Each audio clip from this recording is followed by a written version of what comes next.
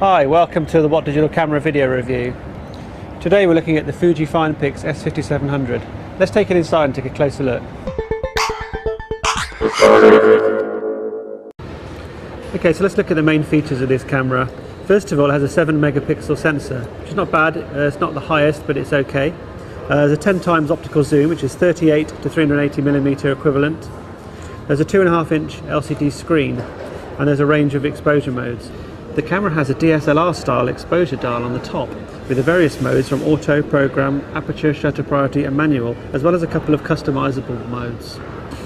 The camera is the successor to the S5600 and it's smaller and lighter than its predecessor, but the handling is really nice. It fits nicely in the hand, all the buttons are very comfortable, they go right to where your fingers are, and it really is quite a nicely designed product.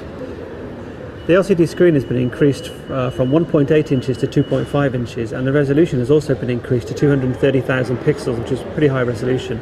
There's also an electronic viewfinder for use in bright conditions. The camera is actually pretty fast to use. Power up time is very quick, and the zoom is pretty swift and responsive. Unfortunately, the picture quality is a little bit disappointing. Even at low ISOs, purple fringing and sometimes pretty bright blue fringing is very noticeable in some shots.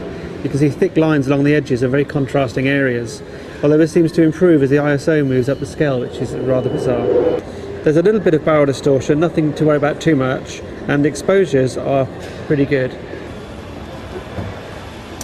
So for less than 200 quid you get a lot of camera for your money, and it's actually a very good camera, performs very well. It's just a pity that the image quality lets it down a little bit. We give it 83%.